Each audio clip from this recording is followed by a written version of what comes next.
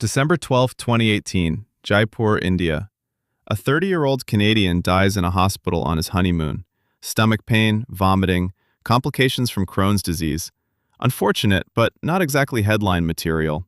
Except, this particular 30-year-old was the sole officer, sole director, and sole password holder for Canada's largest cryptocurrency exchange. When he died, he took the only key to $190 million with him. Or did he? Meet Gerald Cotten. Cotten's career in separating people from their money didn't start with crypto. At 15, he was already running Ponzi-style investment schemes on early internet forums, operating under the handle Scepter.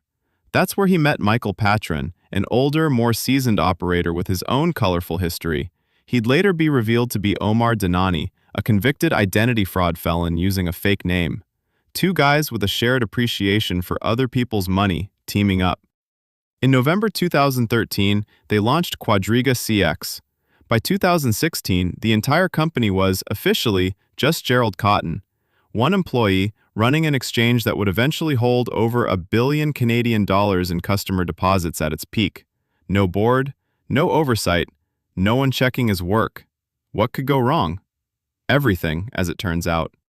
Cotten created fake accounts under aliases, credited himself with cryptocurrency that didn't exist, and traded against his own unsuspecting customers. Real people's deposits quietly funded his personal life, multiple properties, and stacks of cash that investigators later photographed sitting on his kitchen counter like a change jar. He also gambled. Big. Tens of millions in customer funds went into speculative bets on other platforms, including a large position in Ethereum right before it lost more than 90% of its value in 2018. That one bet burned through more money than the company had ever legitimately earned in its entire existence.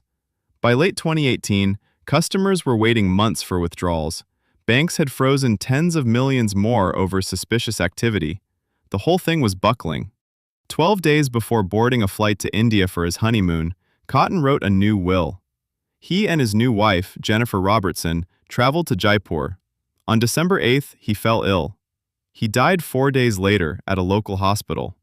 His death certificate misspelled his own last name. His body was moved from the hospital to a hotel, then rejected by one embalmer specifically because it hadn't come from a hospital, before a second embalmer, apparently less picky about protocol, took the job.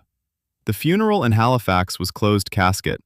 Quadriga CX didn't tell anyone he died until January 14th, more than a month later. By then, the company had a much bigger problem than grief. Cotten was the only person who knew the passwords to the cold wallets holding the bulk of customer funds. With him gone, so was the access. Quadriga CX filed for creditor protection, owing roughly $190 million to about 115,000 customers. Then investigators actually looked at those wallets. They were already empty. Had been for a while. Ontario's securities regulator called the whole operation exactly what it was, an old-fashioned fraud wrapped in modern technology. Of the money owed, only around $46 million was ever recovered. Everyone else got back roughly 10 cents on the dollar, if they were lucky. To this day, some creditors have formally asked Canadian authorities to exhume Cotten's body, just to confirm he's actually in the coffin. The RCMP has stayed quiet. The FBI has stayed quiet. Nobody has definitively proven he faked it, and nobody has fully proven he didn't. He spent his whole life running cons that depended on nobody checking the math. In the end, he might have pulled off the one con where nobody can even check the body.